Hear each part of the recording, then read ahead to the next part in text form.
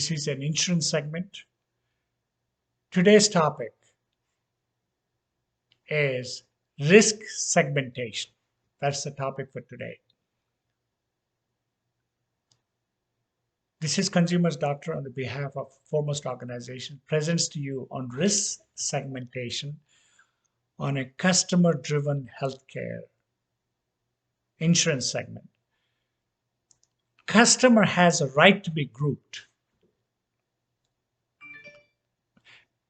Customer has a right to be grouped with the others who have similar health risks, good or bad. Only then will you be able to get a relevant and timely information, appropriate level of coverage, and proper medical care at an affordable insurance premium. Only then you can get affordable insurance premium as long as they're grouped with similar risks, good or bad. Generally, the insurance is based on the concept of risk pooling. That's the way it works, folks. Risk pooling. This is a sharing potential costs with a large group of similar risks. That's how it is based on. But what does similar risks mean? It means grouping people with their health status. They're categorized into 4 categories basing on their health status. Number 1 is a well category. Majority of the Americans are well, healthy, they have no claims, low risk, good nutrition, active lifestyle. So there's a well category. Second one is at risk or acute conditions. Some of these acute conditions arise, accidentally.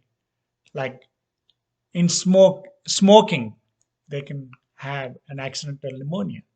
High blood pressure can have a stroke. Overweight overweight can cause others. So they are at risk category. And number 3, they need to be grouped together at risk. Well category, at risk category. Third one is chronic illness category. People with chronic and persistent illness, they need to be grouped together, like asthma, diabetes, heart failure, mental health, things like that. So they need to be grouped under one group. And fourth one is a catastrophic category, like cancer, rare diseases, head trauma, burns. These are all accidental. So these are catastrophic coverages. Catastrophic coverages. So we will go into detail of each category. 63% of the population. 63% of the population are generally well. They only create 12% of the claims, folks. 12% of the claims. If they are part of this population, you should have lower premiums for these people, and they should have a benefit from their healthy lifestyle, well-being, others just like you. So they're all in well category. Majority of the Americans are in well category. So their premium should be based in that group, well category group. And the second one is at risk. 20% of the population are at risk category for medical care. This group generates roughly about 25% of the claims. They need programs like smoking cessation, diet support, nutritional, educational, prenatal care, family planning. This group has to get a lower premium by prevention and early detection. That's how their premiums are lower. And we are focused on this category, at-risk category. So what is the third one?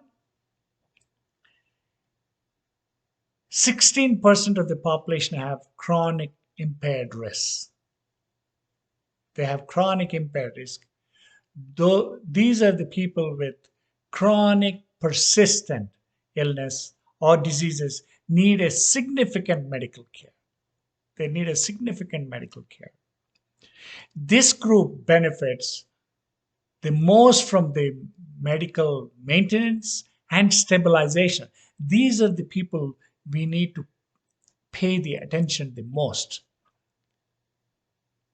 And the 16% of them have over 48% of the claims. This is where we need to focus. Those with asthma, diabetes, heart disease, mental health issues can lower premiums by following treatment plans and compliance with doctor's orders. And these people can be monitored through telehealth, telemedicine. They need to be monitored closely, and their premiums can be lowered. We need to focus on that chronic impaired risk category. Last but not the least is 1% of them have a catastrophic. That's a catastrophic impaired risk boils down to 1% of the population, but they have 15% of the claims. They generate roughly 15%. Catastrophic impaired risks were segmented into a separate insurance pool, and they would benefit by focusing on this group with lowered health premiums. This group will be provided with proper care and treatment, given state and federal premium subsidies, and offer information support for effective treatments. So 1% of the population have belong to the catastrophic category. They have 15% of the claims. We need to focus on them, and we can lower the premiums on them too by focusing on them.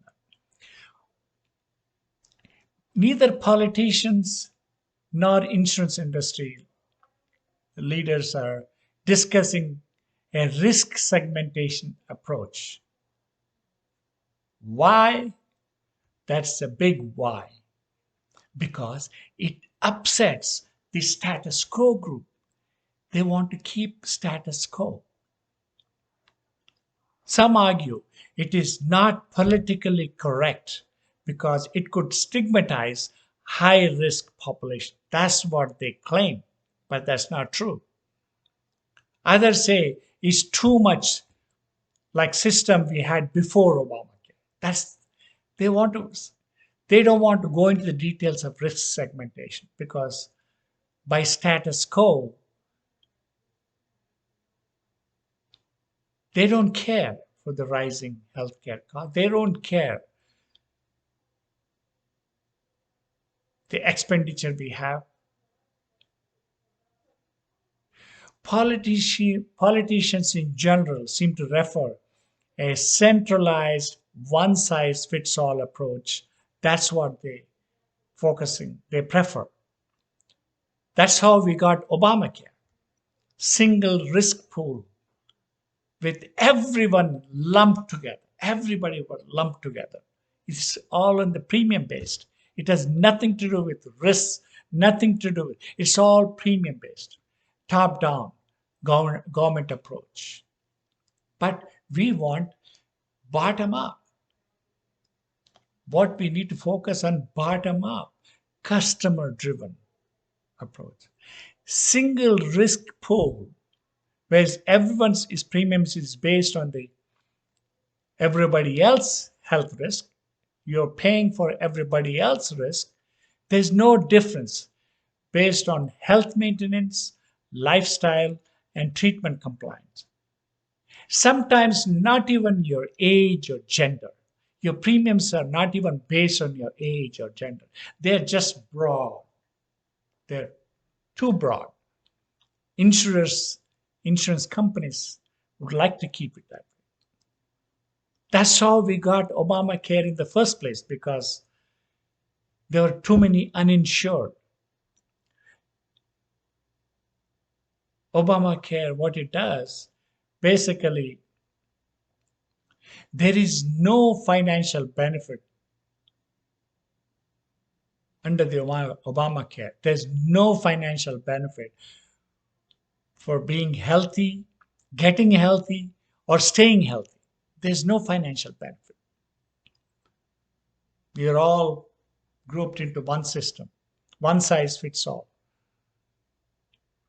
So, how do we open minds to new ideas and innovative solutions? How do we do that? How do we achieve that and come up with innovative solutions? Newt Gingrich said it best, former House Speaker Newt Gingrich used to say there are two ways to approach a problem like this. One is no because. Second one is yes, if. Yes, if. The no because people want to protect the status quo. That's what they want to do, is protect the status quo and their personal interests. A no because mentality inhibits the debate.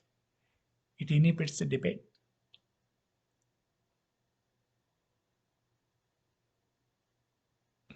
It prevents brainstorming and considering alternatives. A yes if person takes the same concerns, finds a solution. Yes, we can. Yes, we can do it. That we can do this, we can solve this. But if you're a yes person, read on. You can, you can gain control of your health and your health insurance needs. It could be a matter of life or death for you and your family, folks. This is what it is. Consumer-driven healthcare is the only way we can lower the health insurance premiums. Will also lower the health insurance because consumer demands it. Consumer demands it. Whereas one size government, one size from top-down approach, one size fits all, doesn't solve the health care issue. It doesn't solve the cost. It doesn't solve major issues related to the rising healthcare costs. Whereas consumer-driven, consumers are the only one we can solve. Consumer demands affordability, demands transparency, demands competition. Nowadays I see their consolidation, taking away the mergers are driving the cost up more. Consumer demands competition. Consumer will force the cost down. That's the only solution we have, folks. And consumers are responsible. They will drive the cost down because they want to save and become independent from the healthcare cost. They want to save money in their portfolio, in the health savings. They don't want to use the funds, so they will demand more transparency, and they want to pay as we go. No more billing. We don't want any more bills. Surprise medical. There are too many bankruptcies, folks. So consumers will be given tools to pay as they get the care, and consumers will be given tools to save money in the health savings, so-called health solutions advantage. They can save. So that's the way to do it, folks. If you do like this channel, subscribe, share, and hit that bell. Thank you for listening. We will see you in the next episode. Thank you. Salute.